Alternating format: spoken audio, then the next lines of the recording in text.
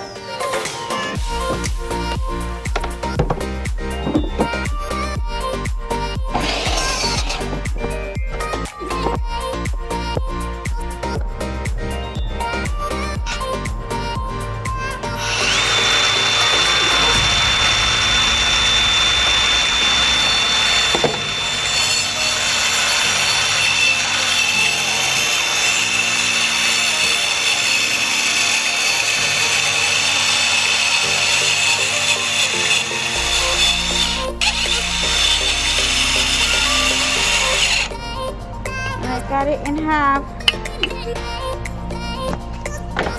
Another one.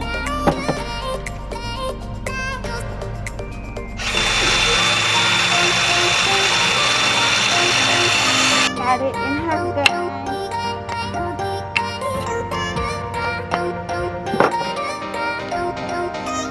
Then set it down, guys. I got 120 sanding paper and a sanding block.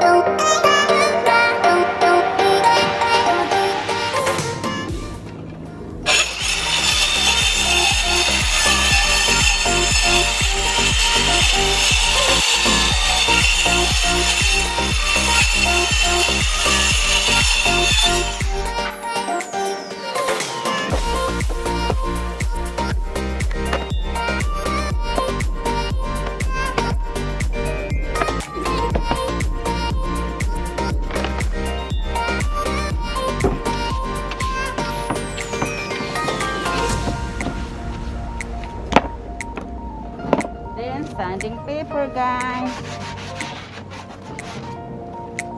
So remove the splinter.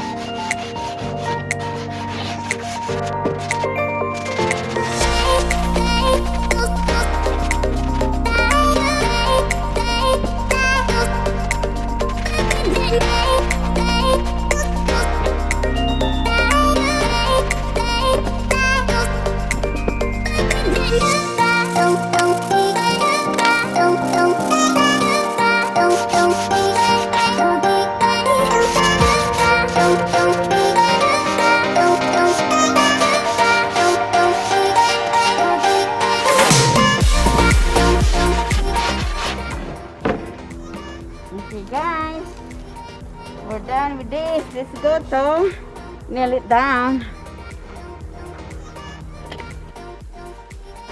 Okay, after I cut the woods, I put it here and I bring my nails.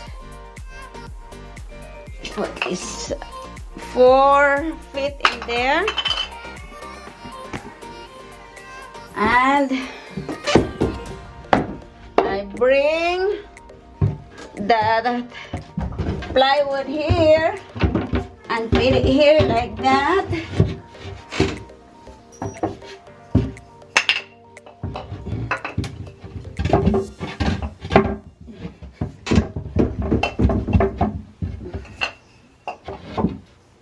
Like that, and we just screw from here.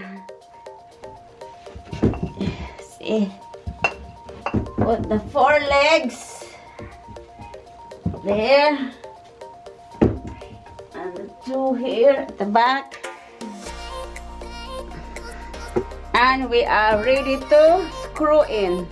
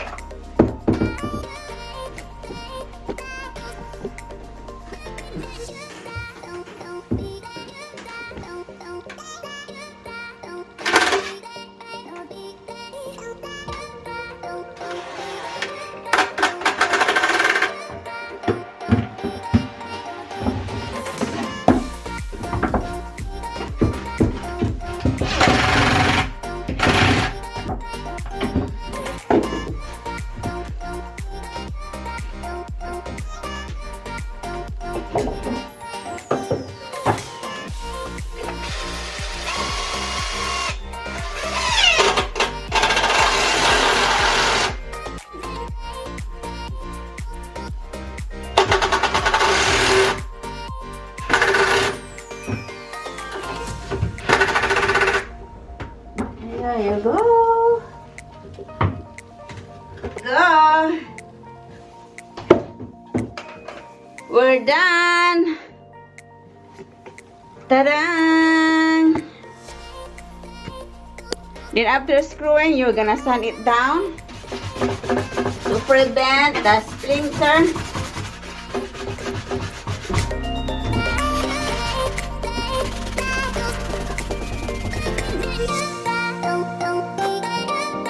And cleaning time.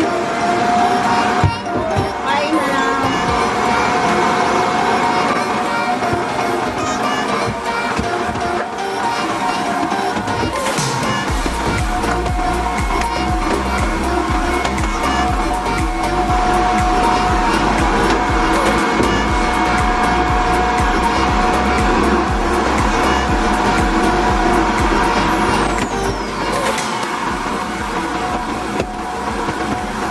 You put the toilet paper here, and then my nail polish here at the bottom, my personal mirror right here. There you go. Have a rose. Ta-da!